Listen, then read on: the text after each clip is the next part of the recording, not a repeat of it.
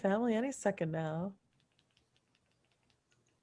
It says we're live. Are we live? It says we're live, so I'm going to assume we are. It always takes me a minute to pull it up on my phone.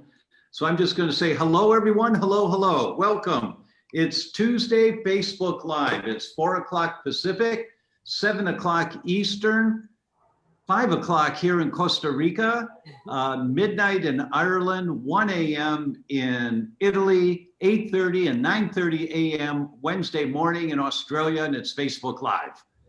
I love that introduction. I don't know why, but I do. You know, it's a global thing, and we're really grateful that you all are here. Thank you so much.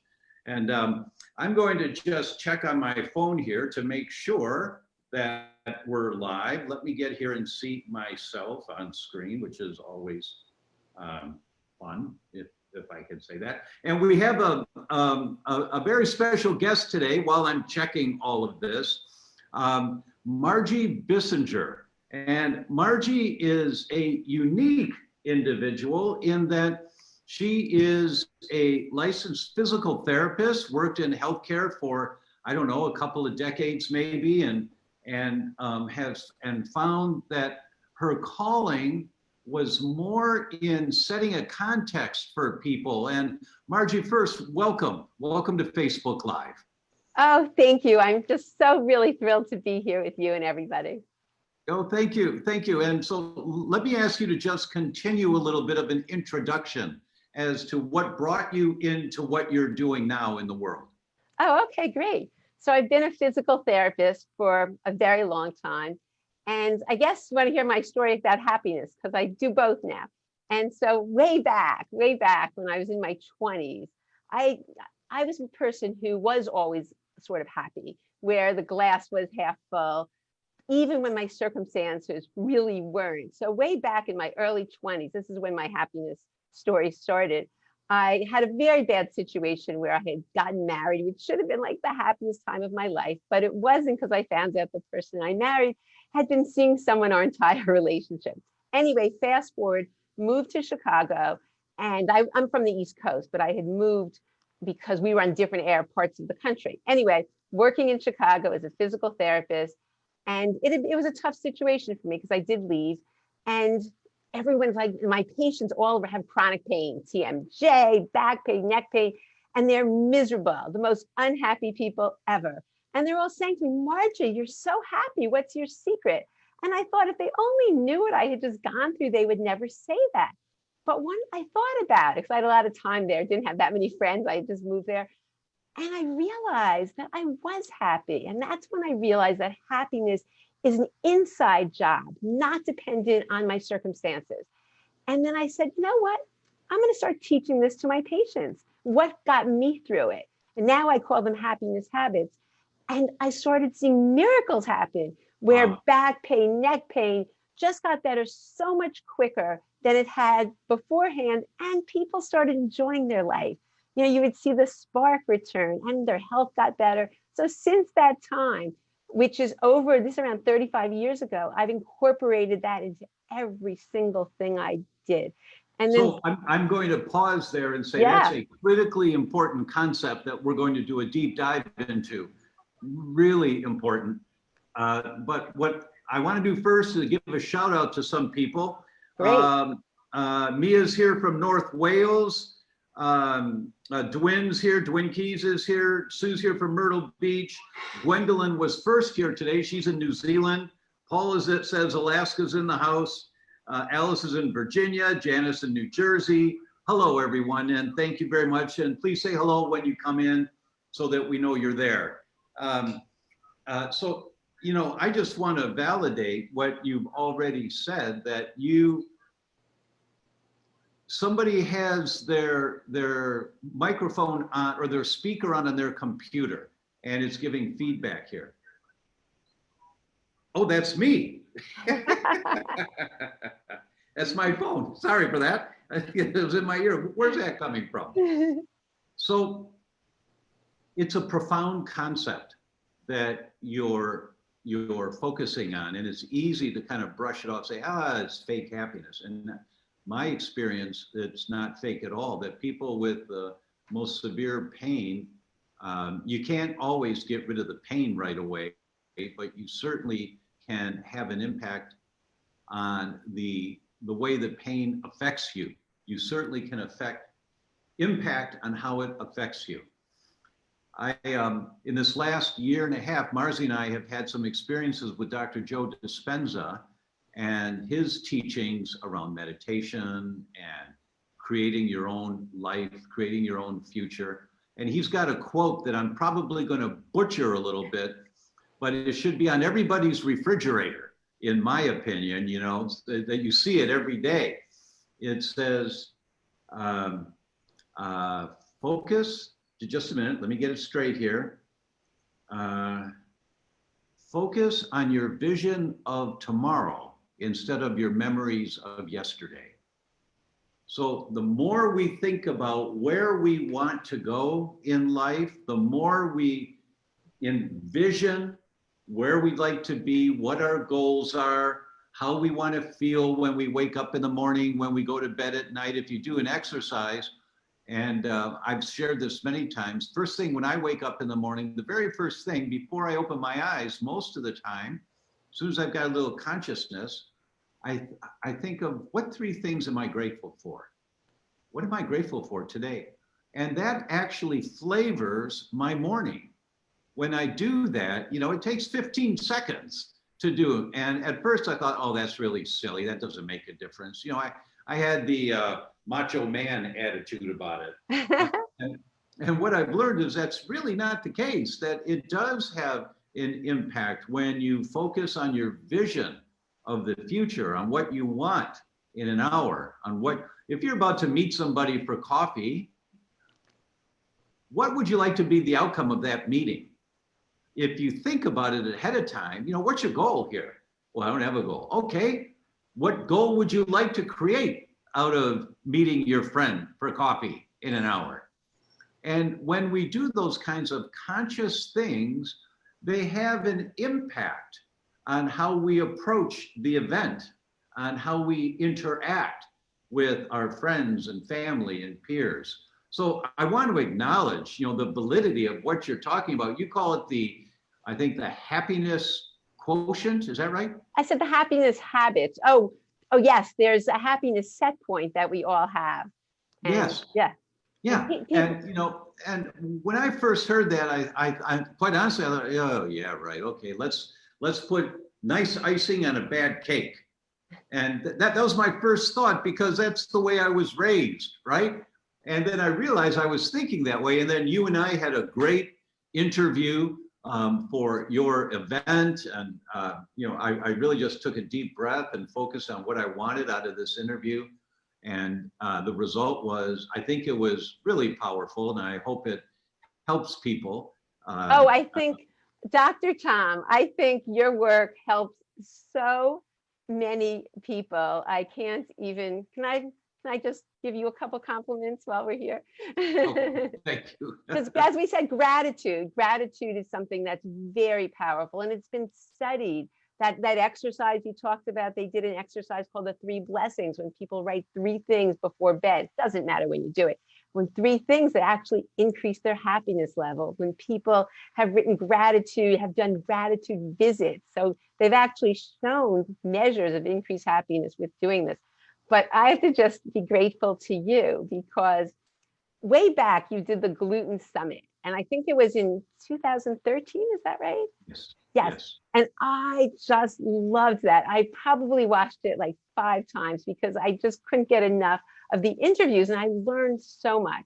And then I took that knowledge. My husband had a really bad situation. He's a doctor, and he was really sick, and nobody could figure out what was wrong with him, you know, sweating, night sweats and coughing, and it was really awful. And when traditional medicine said, I'm just sorry, there's nothing we can do, you know, he looked to me, and then I said, you know what, if no one's helped you, I'm willing to help you. Because at first he didn't really look to me as help. Anyway, long story short, it ended up being that he did have a problem with gluten. He tested positive for gluten antibodies, and we did exactly your protocol, you know, get the fuel out of the fire and then start healing the gut. anyway, he was fine. But then when the magic that where I'm even more grateful for to you is that he had some relapses where inadvertently exposed to gluten. And then I asked you, I wrote you, is there any antidote? And you wrote me back with exactly what to do. And since that time, the two products, I have them here because they're just so amazing. This is what we live on. We live on E3 Live whenever we go, not E3 Live, E3 Advance, whenever we go to any restaurant, because it's just so incredible. And then the colostrum, when he inadvertently has, an episode, or he by accident finds out that there's gluten in something, if he takes this, nothing happens. And in the past, it took 2 months to get better. So I'm just so grateful. I want to express my appreciation because you've just, he's going to pop in. I told him to come say hello to you because it really, and when he turned 60, he said to me, he thanked me because he didn't think he'd live. He was so sick. And so anyway, so I know you have you have such an impact on the world, and you really talked about the gut and the brain and happiness in the interview. And it was so exciting. I'm so excited for the challenge, but I can't wait for people to hear all your information because you are just, as everyone knows, listening, full of amazing information, and it works. It's just so my appreciation to you. So thank you. Thank you so much. That's really kind of you. And everyone, Margie has a summit coming up. The happiness. What's the name of the summit? It's a 3-day challenge. It's a 3-day happiness challenge, and for 3 days we have 10 guests, which you are one of. And then I come on every day at 12 o'clock noon Eastern Standard Time, really with one happiness concept and how you can put that into your life with really practical tips, easy to do, easy tweaks that can really, that's what I'm saying. That's what's so fun about this. They seem like nothing, just like you said, you could brush it off. Oh yeah, right. In the morning, thinking gratitude is going to make a difference, but it does. So that's what I've seen as a physical therapist. You work with muscles, you feel, and you can see when someone all of a sudden they don't have those muscle spasms. And oftentimes it's not, there's other things, it all goes together, the mind, the body. So we'll put the link here for everyone for Margie's 3-day happiness challenge. And I want to reinforce, it sounds like airy fairy stuff, and it's not. It really works. It like nothing I've seen before, that when you put this much attention for a positive outlook with an exercise like I do in the morning, before I open my eyes, 3 things I'm grateful for, it flavors my day. It does flavor my day. I can explain why, but it's a long drawn out thing about the neurotransmitters you're producing and the brain hormones you're producing and the stage that they set and the thoughts that come up. And it's all about envisioning the future that you want as opposed to living in your memories of the past, right? It really is that. And a 3-day challenge is, what a great idea. Yeah, all right, I'll try something for 3 days. All right, I'll try this for 3 days. And you've got journals that people can use. Yes, I'm also including with that. It's a 7-day, because what I found is their habits, and you just take one step at a time. It's not like you have to do all of these things, but it's 7 days of habits. It's called the 7-day happiness habits journal. And so people will get that with the program. And each day goes through another easy to do habit so that you can build on it. Again, it's not like doing everything at once. And it's just what you said. It's not that fake happiness. Right. And it's challenging times right now. And the happiness that I'm talking about is a level of peace and well-being regardless of your circumstances. It's not the Pollyanna fake smile. That's not it, because we have issues to deal with, but it's that we can be more resilient. I'm going to do a little more shout out here to Mary. Sent me 50 stars. Well, thank you, Mary. That's so fun to see. Boom, boom, boom, boom, boom. Thank you. That's really great. Catches my eye and so nice. Makes me want to do more. So thank you for that. Let's see. Donna's on. Hello from Prince Edward Island. Angela's here from Atlanta. Mary says, different kind of vision concern. One of my eyes recently sometimes feels like a film over it, like I can't see clear. Thought it was lenses in my glasses, but no. not all the time. Would appreciate any insight on what it could be and how to combat it. First thing I would ask you, Mary, are you drinking 1/3 to 1/2 ounce of water per pound body weight? Are you well hydrated? So if you weigh 150 pounds, that's between 50 and 75 ounces of water a day. That's 1/2 gallon. Are you drinking 1/2 gallon of water a day? If you're not, before you do anything else, do that starting tomorrow. Well, starting today, but not all at once because you'll be up all night, you know, but start tomorrow, just start there and notice what happens in a couple, 3 days.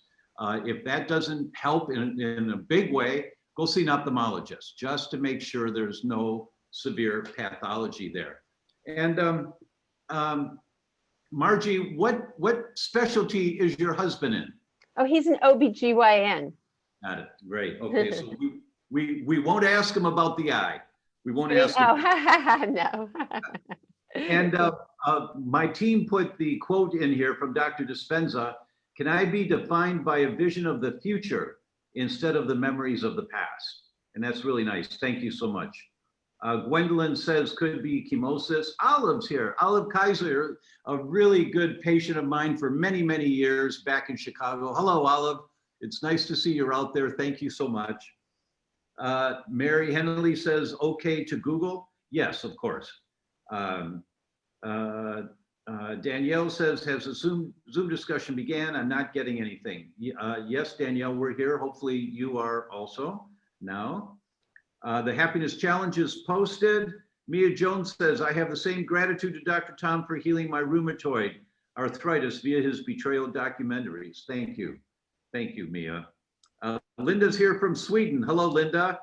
Dana's here from New Zealand. Naomi's here from Bridgetown, Western Australia. Thank you all for being here. Thank you so much. We really are a global community. And, you know, we all are connected, especially in this crazy time we're in. You know, I just had an experience today that I'm going to tell you about. Maybe a little later. Yeah, I'll tell you a little bit later about my brother. It was pretty interesting. But Margie, you mentioned something earlier about a happiness set point.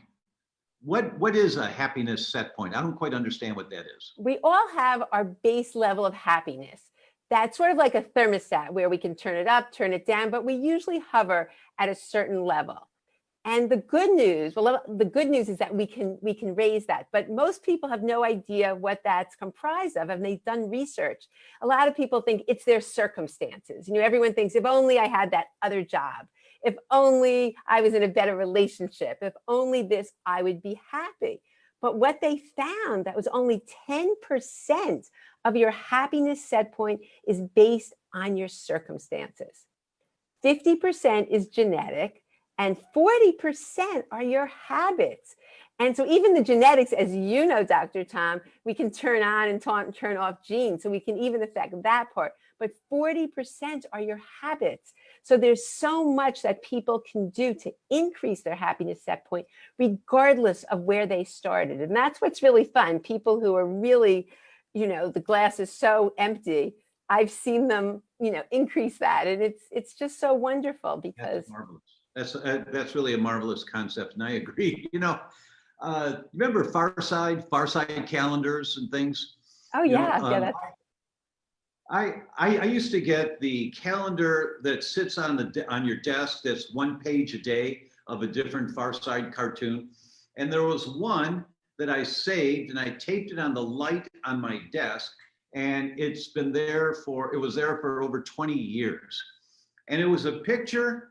And I'm bringing this up because it just came into my mind today.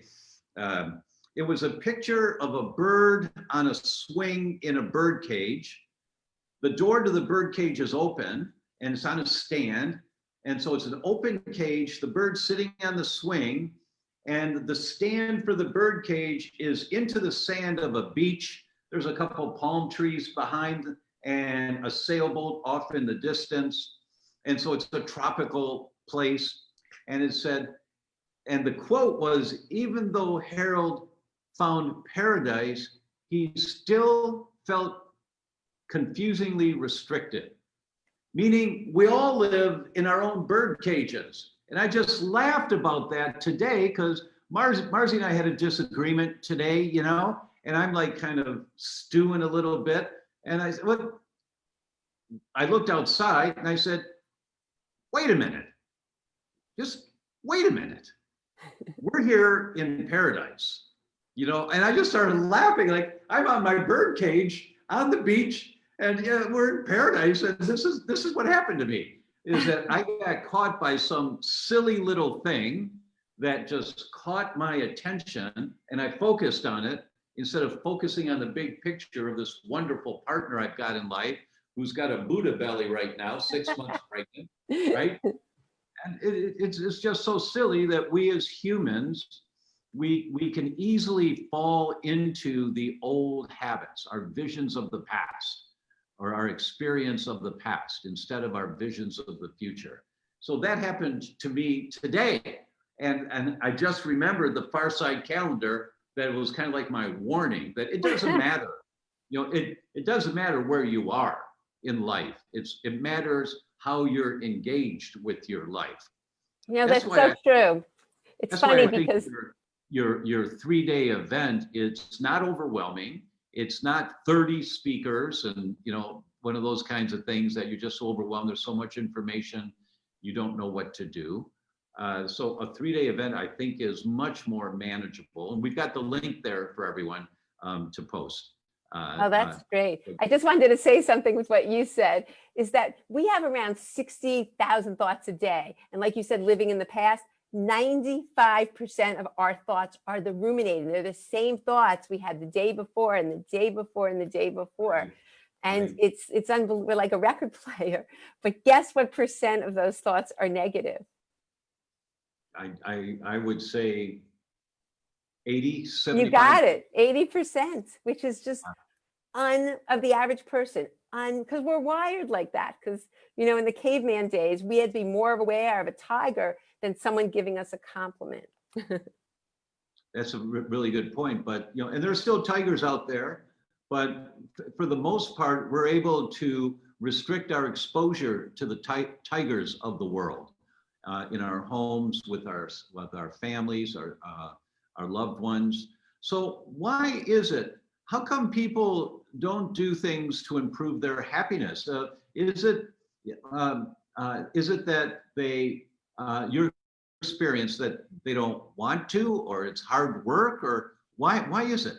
I just don't think people value it. I really don't. I think we're so busy that people don't realize that it matters that if they're happy or not. You know, we just sort of go on our day to day and don't put a value on that like we put on other things. And I think people don't really give it the time and attention it needs until maybe they're in major depression or they've gone so far down and don't realize that we all have this right to be happy. And even now, when, you know, the times are tough, it doesn't mean that we can't have joy in our life and be our best self, because it all goes together, our happiness, our health, and then we can show up and do more in the world and, you know, have a bigger impact. So I think it's just that people don't value it and don't even stop and think. You know, they just sort of keep going and going and, but yeah, you know, I'm not really that happy, or not even that I just don't feel I have purpose, or whatever it is. I just feel it's not valued, and then people don't do things so that they can increase their happiness or even know it's a possibility. Yeah, you know, Margie and I are talking now about education for our son. And we've got a few years, but we're looking now because it's going to determine where we'll live. And we're talking about Montessori and Rudolf Steiner and some of his ideas, and the current education system that 95% or more of all kids are put in, and the pros of that education system and the cons of that education system. And I think one of the real deficiencies of our education system, where we start kids at 5 years old, sometimes younger, sit here and listen to this and then do this. as opposed to letting them explore a little bit. Well, there's so much they have to learn. There certainly is. There certainly is. But I haven't found that the smartest people in the class 10 years later, 20 years later, are the happiest people in life.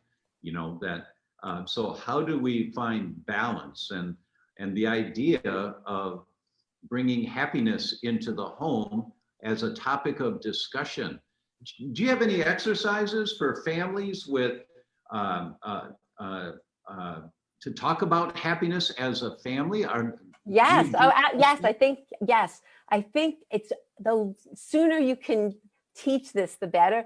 And it's sort of how you model yourself. It's how you model the family. So I think big thing is, how do you look at the day? You know, because what we focus on grows. So are we looking at what's not going right as a family? Oh, what went wrong in your day? And let's dwell on that. Oh yeah, it's terrible outside. That's awful. And just you know, a lot of people live in victimhood, you know, where they blame, shame, complain. That's going to be the fastest track to unhappiness. So I think when you focus on what's right, what's good in the world, and start looking for good. You know, so often we don't realize there's a gorgeous tree in our backyard, and we don't realize that all these wonderful things that exist in our life, that because we're so worried about something else. So I think focusing on what's good and what's working, number one. Number two, I would say appreciation. Everybody loves to be appreciated. And as a family, you can play the appreciation game. You know, what do you appreciate? You just go around the table. You know, I really appreciate this about you. And just get people used to being appreciated and gratitude. And yeah. So I think there's a lot of things, but I think starting with that, and also, you know, when people are complaining, there's a game you can play, like you put like money in the cookie jar, when you blame, shame, and complain, and just get kids used to that, because that's not necessary. Once you realize how often you're doing that, and that's the mode of operation you live in, you can change that. And it doesn't bring any benefit or any positive. So you can put money in and donate the money, whatever you want, but just starting to get kids used to. And again, I think modeling, you know, you're going to be the best role model ever. You know, I think when you model how you behave for your kids, you know, if you come back and, oh, this was awful today, and oh yeah, that stinks, it was a terrible day, you know, your kids are going to learn to look at what's not working versus what is. So that's a really good point. I agree with you. And it makes me wonder, why is it that the vast majority of people, just before they go to bed at night to rest, and some of you already know you only heal when you're sleeping. That's when you get back into a state of parasympathetic dominance. And that's the only time you heal, is when you're in parasympathetic dominance. And for most people, that's only when they're sleeping. But why is it just before we go to sleep at night, we watch the news and the summary of the worst crap happening in the world? And we watch it every night. And we don't become numb to it. We become numb to responding outward, maybe with discussion about all the terrible topics, but it still impacts on us inside. There's still the saber-toothed tiger inside our minds that trigger stress hormones. And then we go to sleep to try and rest and heal.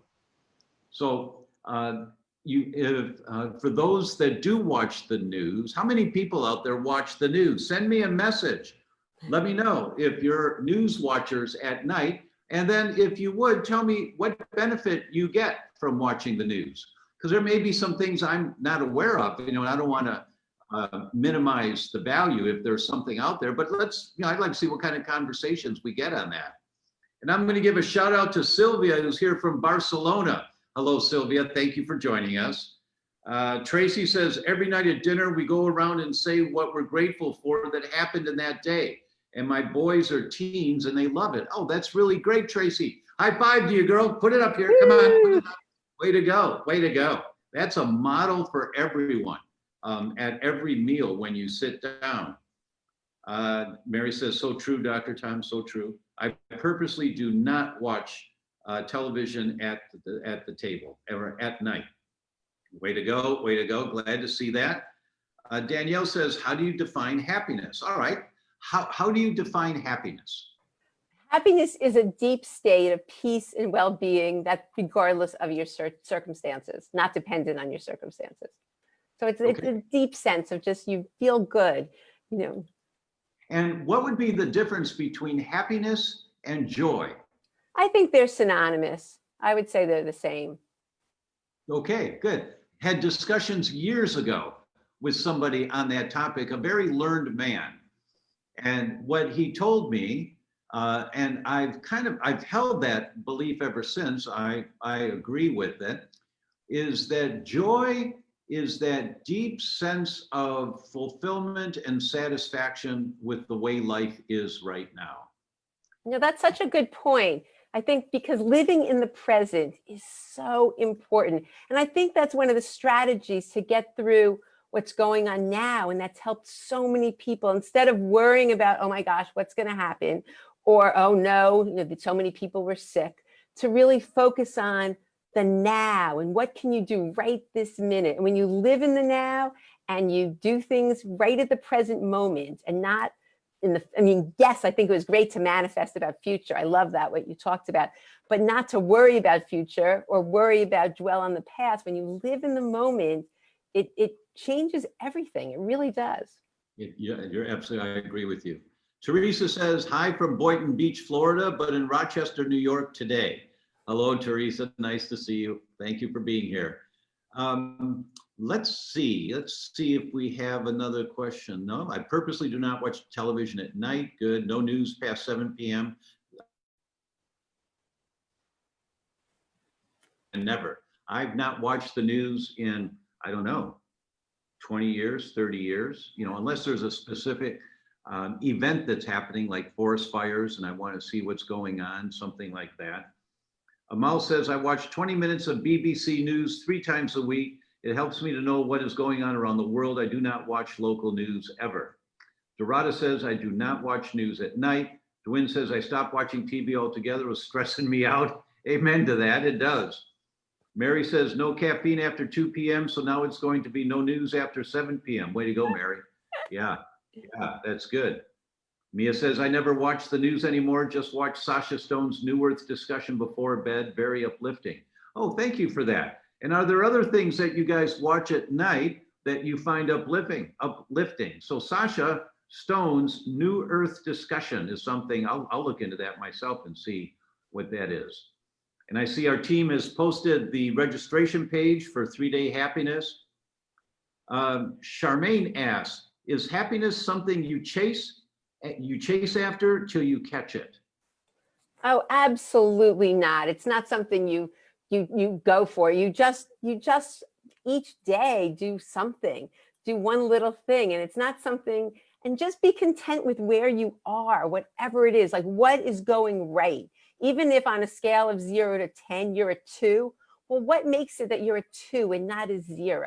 And just start dwelling on that. And you'll just notice that your happiness level starts to soar.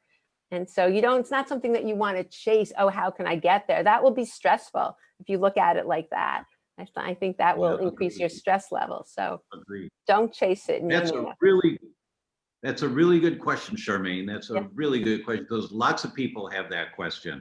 Do I chase after it until I get it? So one of the things, I've gone back to my alma mater and I volunteered my time to teach, and I've been doing that for 30 years, actually 40 years. Oh, that's embarrassing, 40 years. And I teach doctors who are about to go into their internship, how to do practice successfully, how to really be successful in practice. And one of the things that I write on the board, and I said, this needs to be your mantra. And Charmaine, for you and for everyone, who has that question, where do I find happiness? This mantra really helps. And the mantra is, and I got it from some consultant when back decades ago that I was reading or listening to somebody. And it's really simple. Be interested, not interesting. meaning you talk about yourself because you think, or the topic that you think is really interesting to everybody else. And, after a while, people they zone you out. But when you're interested, you're asking them questions. What do they find interesting? Because you're interested. And what happens is you open up a channel of communication because you're interested in them and what's important to them. You're interested in their life. And as doctors, that's one of the things I've always taught. Be interested, not interesting with a bunch of technical gobbledygook. Doesn't matter how much you know. It matters how much you can get your patient to comply with. And that means it's a relationship between the two of you. Because we know so many thousands and thousands, tens of thousands of prescriptions are written. The patient takes the prescription, they don't take the pills, right? Or so many recommendations to change your diet. Okay, doc, okay, they don't change their diet, right? Because they're not engaged with you. So the more interested you are in the people in your life that you think are important to you, that you want relationships with, the more interested you are, and then wait for them to ask you about your life. And then you can talk about interesting things. But when you're interested, you find that the energy just comes up like this between the two of you, because they start opening up a little bit more and you're listening and, oh, that's an interesting concept. So Charmaine, I don't know if that relates to you, if that would be helpful for you, but you might want to think about that one. Can I say one more thing to Charmaine? There's so many areas of happiness too. It's your relationships. It's your health is part of it. It's who do you surround yourself with? The people, the passions. Are you living your passions or are you not? Do you have purpose? I mean, there's so many different areas. So that's the good news. There's so many things you can work on that can lift it up. So that's what's exciting. I have a guest for you, Dr. Tom. Someone wants to say thank you to you. Hang on. He just got out of the hospital. Hold on a second. Stick my head in there. You can Oh, get Dr. Bissinger. Hello. So, did you take anything about I my said prior the story. history? I You told them the story. Yes. Well, this is 17 pounds or 20 pounds more than I had weighed when I was at my worst with my problem. So I got a full face and I don't look like a wolf anymore. But I wanted to thank you, first of all, because you gave me some hope. And the hope was that you had treatments and things that could help me alleviate the symptoms of negotiating gluten. And as I've read over your materials over time, it's everywhere. It's hidden in all the foods we have. And as many times as I've begged wherever I go to watch it, they slip it in somehow in the foods. And your antidotes and your Glutenza or whatever it is now. No, here we have. Oh, He changed the name. It used to be all right. Glutenza. It's the same. Yeah. But it's saved me. I take it every time. It's in my pocket, and people don't always appreciate it. It helps. And the other little antidotes with. I have it here too. Oh, the other thing. Sorry, I didn't plan these things. Really, it's remarkable because I have been exposed to gluten a couple of times from annoying sources, and I've used this, and I take it with me on all my trips and vacations. And I'm a doctor, and is that the say placenta on it really? Colostrum is Mother Nature's way of healing the gut, right? And that particular colostrum is licensed by 3 countries of Africa and paid for by the government as the treatment of choice when patients are diagnosed with HIV. It's the first thing they get because it creates a healthier environment in the gut. And so these people continue to be able to eat and take in nutrients with HIV. So it's an excellent product. I take it every day, a scoop of it in my smoothie every day. But for most people that have dairy sensitivities, I say to them, okay, well, I'd suggest you use it for a couple of months to turn on all of the genes to heal the damage in the gut as much as possible. As long as you don't get bloating or pain or no problems with it that you notice, let's just take it for a couple of months. Keep all other dairy out of the equation if you have a dairy sensitivity. But if you get bloating, just stop, or any cramps, just stop, or constipation. But if not, let's turn those genes on to heal. And it's such a tremendous tool. And I'm really grateful that you found it useful and that it's helped you so much in the past, and your courage to come on and make the declaration is really nice. Thank you. So, matter of fact, I'd like to hire you guys. Let's go on the road together, the three of us. I got babies to deliver, but thank you on that one. There's one other thing I wanted to say, because of my experience with gluten, I'm a big advocate, and I have, I take care of women, and there's a lot of women who have a lot of intestinal challenges and a lot of the vague things, the things that they've gone to doctors for, and as you heard, I went through these things with smart doctors with limited abilities to look outside the box, and I always send them to your books. Thank you so much. I explained to them, they may, I'm a doctor, but a medical doctor, but that doesn't mean that other people don't have incredible expertise. And I can tell you, I have had more than a few people who come back with amazing results who've had a lot of illness because of. Oh, that's really nice. Thank you. I don't Just I'm tell not a the paper. son one, the one with the kid. That was amazing. Oh, no, this is, okay. So it was a patient of mine I've known for a long time, and her son had been a child actor and, been done fairly well. And he was moving up into his late teens, early 20s, and he just got sick and he was wasting, and it was terrible. I mean, he couldn't work, his self-esteem went, and he really just went down in a hole. And his mom was beside herself. She'd gone to all the New York City doctors and treatments here and there. And I said, look, you got to check out gluten. She came back a year later and she looks at me, she says, you know what? I got Dr. O'Brien's book, and he is about 70% better, 80% better, just from that alone. And Marvelous. She thanked Marvelous. me. Okay, she thanked me.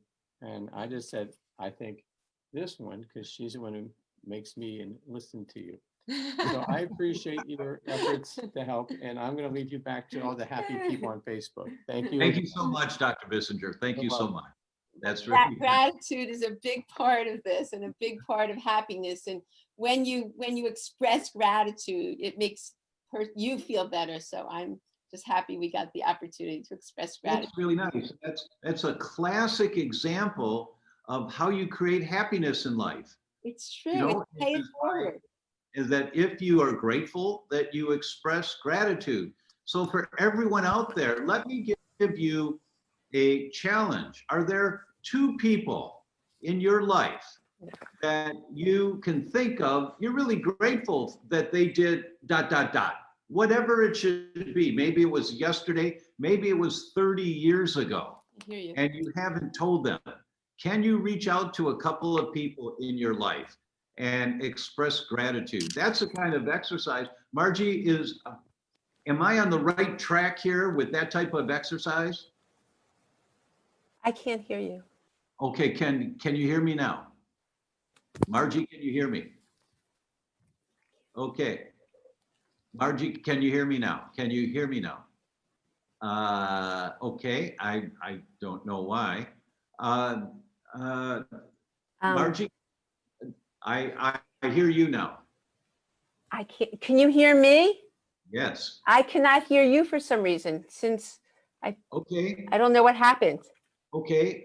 Mary Agnes, type a message to Margie. Tell her to Oh no, I don't know what happened that I can't hear you. Oh wait, they said see the chat. Hang on. Okay, let's see. Hang on, everyone. See the While she's chat. figuring that out, let me see here. Oh, Angela. Type what to do. Okay. Okay. I can get my phone too to hear you. MA, have her disconnect and come back on. Send her. That was a good exercise to thank people for what they have done for you. And oh my goodness, that's an amazing, amazing exercise, because so often we don't thank people. And they did research on this. They called it the gratitude visit, actually, or gratitude letter even, where you think about someone, and even if they passed away, someone who you just didn't thank appropriately, or you just didn't thank for whatever reason.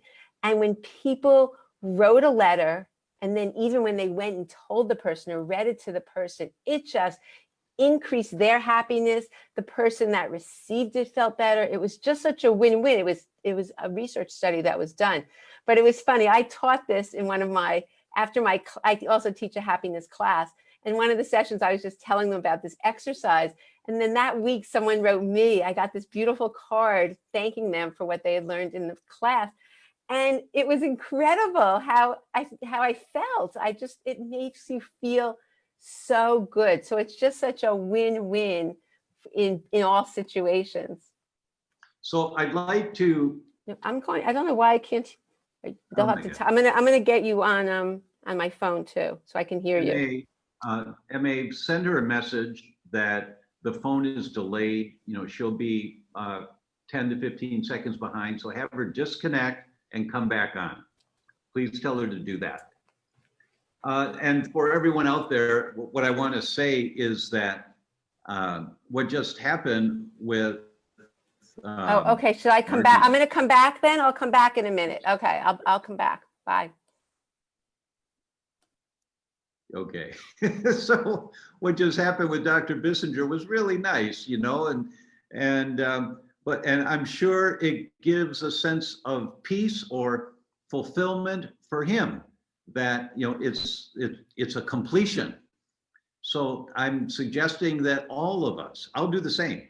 All of us pick two people that we feel close to, or not, but two people that you think of that you're grateful for something they've done in life, whatever that something is. It could have been yesterday, it could have been 30 years ago. And take action on it, whether it's an email, a letter, a phone call, take action on it. And it's a sense of completion. Margie, can you hear us now? Yes, I'm perfect now. Yep.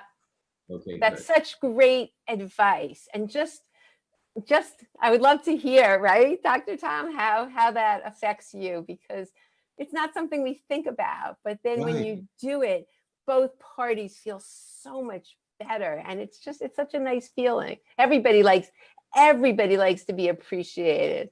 You know, and I want to tell everyone my experience with that.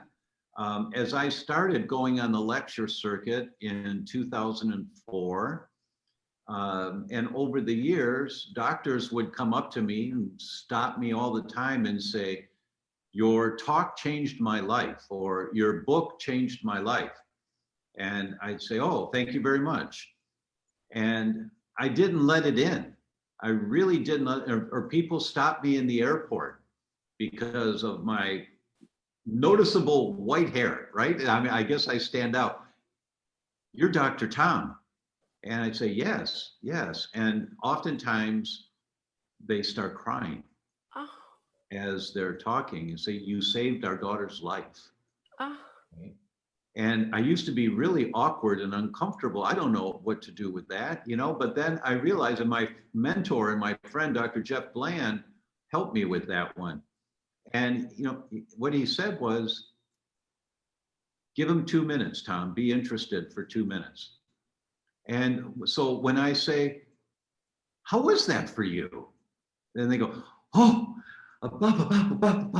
and they complete, it's a completion for them, you know, and I can say, oh, that's really wonderful. Sometimes I get teary-eyed, I let it in.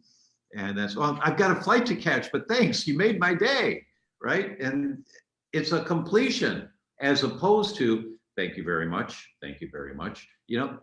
So when you express gratitude to another, it's a completion for you. So don't expect a particular result from them. You know, if you send them an email or a letter, it's even a little more neutral in terms of a response. But many times you will get a response, and if it's in person, you will see right away the response. But they're taking it in and giving you the appropriate feedback that makes you feel good is not important. What's important is that you're expressing your gratitude to them for something they did. And even if they say, Thank you very much. Thank you very much. I can promise you, as they're driving home or next week, sometime, they're going to go, wow, that was really nice that she reached out to say that. And it's going to get in. It might not get in at that moment, but it will get in because you're expressing your heartfelt gratitude. That's what's I so love that, but I have to say one thing. One of the things I teach is just like you said, people don't let it in. And we want to magnify the good in our life because, as I said, 80% of our thoughts are negative. So one of the tools that I teach is that when someone says something nice to you, take it in, savor it for at least 20 seconds. So like say, oh, thank you. You know, I really did work hard at that. Or just take in the compliment and be in that energy. Or if you see a sunset, don't just take a picture and move on. Stop, bask in it. Look how gorgeous it is. Just take in that good. And when you start doing that for 20 seconds, it really, at least 20 seconds, it makes such a difference because so often it's, you know, we're not used to the compliments. We just so, oh yeah. That's exactly right. It's exactly right. So let's see. Mary says, sounds like the Serenity mindset. Have learned from Al-Anon, the Serenity Prayer. No matter what crazy things are happening, I can live on the present and accept what I can and cannot change. Janice says, it's your attitude and behavior, be selfless. So you've got the idea here. That's the direction we're going. And Amal says, is the general protocol for alleviating sudden gluten exposure listed somewhere? What Margie is referring to after her husband has gluten exposure in a restaurant. Amal is part of our training program for certified gluten practitioners. I don't know if I've ever created the handout, the emergency handout. I don't know if I have. We'll look and we'll bring it up next week. Mia says, it would be amazing if you had a discussion with Sasha Stone as regards nutrition, the way forward, as regards building up immunity. Okay, thank you. And Charmaine says, thanks to both of you for responding to my question. Janice says, my mom and teachers full of gratitude. Yeah, absolutely. Donna says, can see and hear you both. Okay. Mary says, I'm in, love the idea, Dr. Tom. I feel great just thinking about it. Way to go, Mary. Gwendolyn says, after my father died, I sat down for an hour and wrote him a 3-page letter, crying the whole time. We were never I'm trying to open up the rest of the message. We were never a family that talked about emotions. I burned it when finished and it was very healing. Way to go, Gwendolyn. That's very powerful. That is very powerful to do. Way to go. Took courage to do that. Lots of emotions came out. Yeah, there was crying. Well, you can't avoid, you know, the pains that happen in life. You can try to avoid them and then you're stuck with all of this for a lifetime. But when you go through those things, there's a cleansing. It's an emotional detox is what you're doing. It's kind of like an emotional colonic, which is great. I mean, that you did that. I'm remembering from what you did, I learned way back, gosh, in the 70s somewhere, 1970s, I read somewhere that President Abraham Lincoln, his generals were fighting amongst each other during the Civil War and arguing about what to do.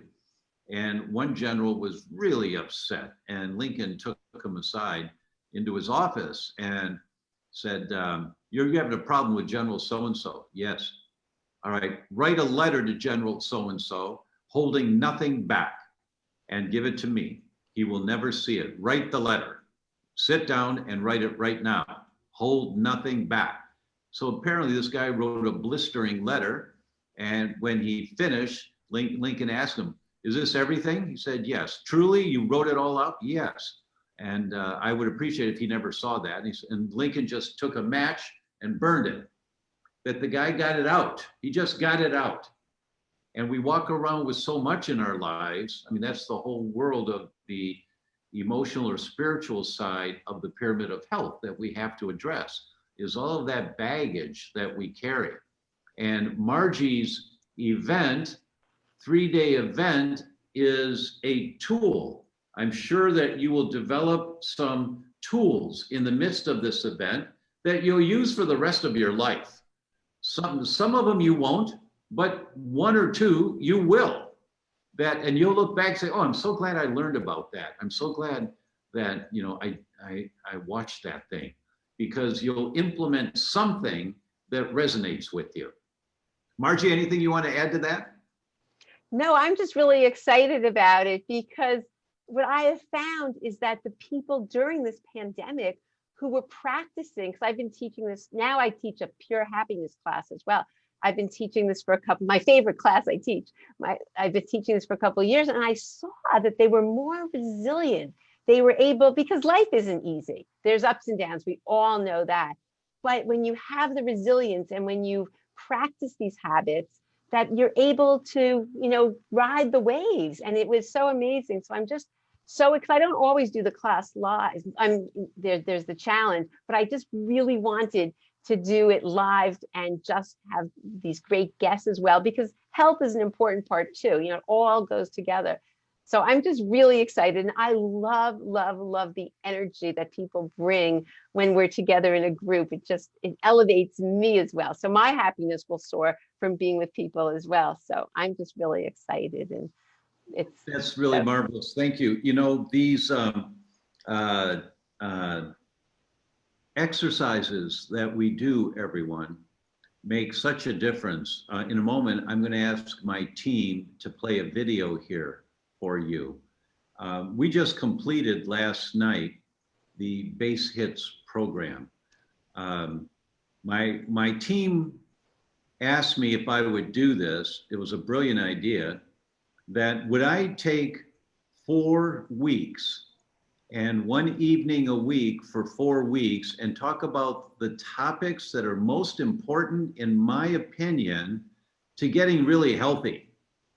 And so week 1 was about detoxification. It was 3 hours of me nonstop. And week 2 was immune function. Week 3 was inflammation. Week 4 was the gut-brain connection. And I did a bonus one last night on the autonomic nervous system, the parasympathetic and sympathetic nervous system. And there were a lot of people that participated in this. I called it the Base Hits. And it was for people who wanted the big picture, who really wanted to understand, what does it take to get healthy in this crazy world we live in today? And this event of Margie's, with the exercises that you'll be doing, is one of the type of tools. The goal here in watching an event like that is for the tools that you walk away with, that you resonate with, that you will try and see, oh, this worked for me. I have this thing in many talks.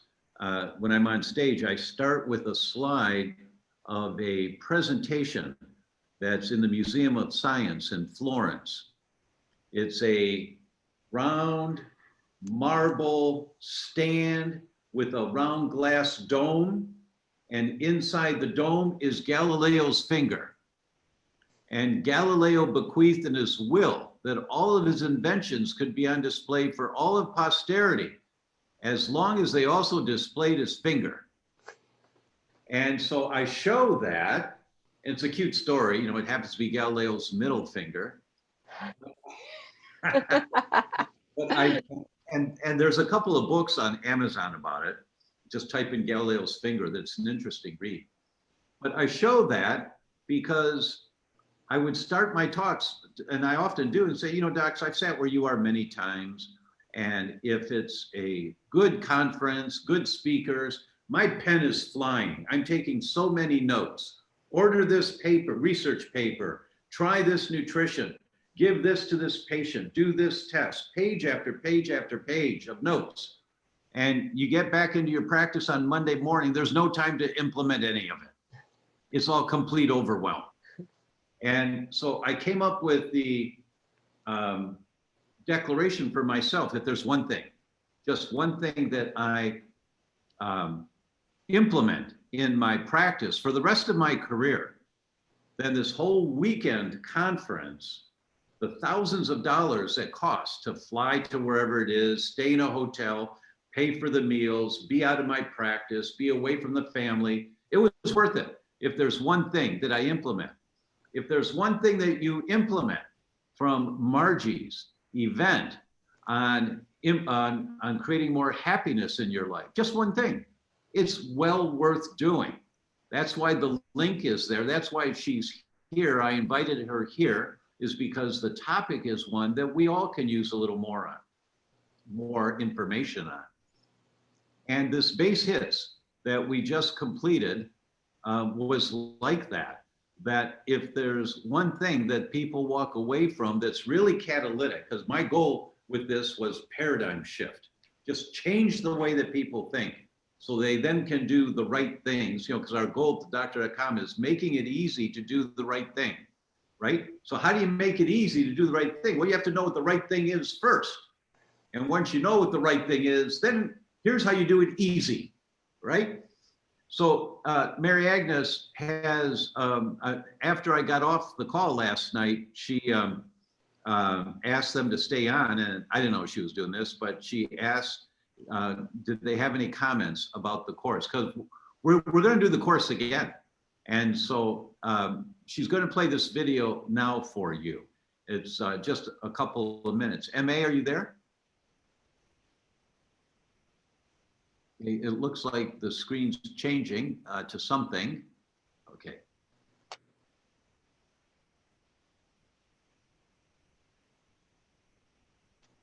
MA, there's no sound. Baby steps, and I go backward a lot.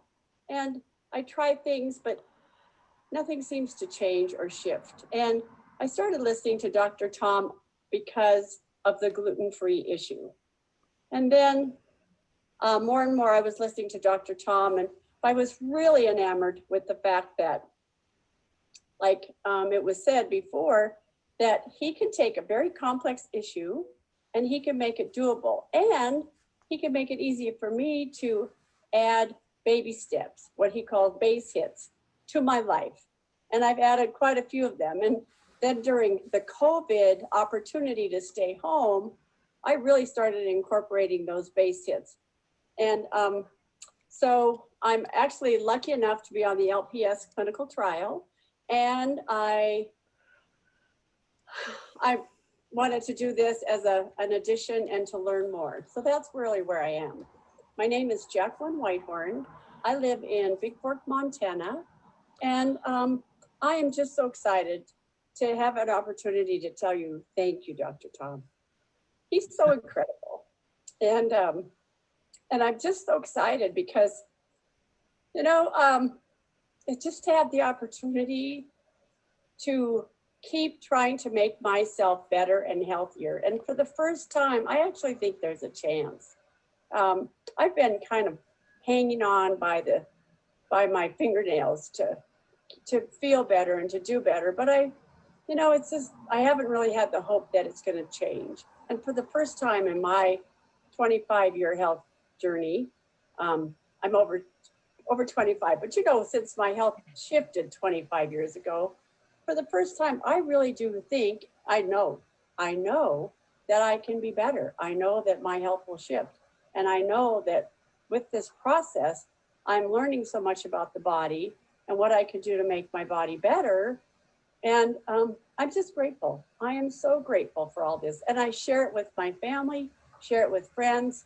And it's just so easy to share because he's given me the words to make things different, to make things easier for people to understand. So again, I thank you, Dr. Tom. I thank you for this opportunity. And I would recommend this class to anyone, any of Dr. Tom's classes actually, because it's all a stepping stone to better health and wellness. Oh, that's really nice. Thank you so much for that, MA. And they're stepping stones. And this 3-day happiness journey is a stepping stone.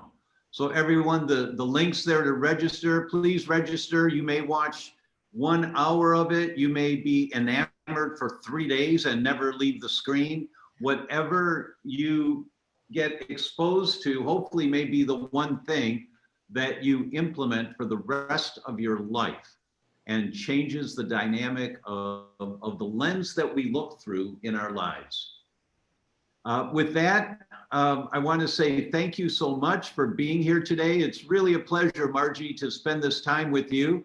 And congratulations on this event, putting it all together. I wish you much success with it, much happiness and success.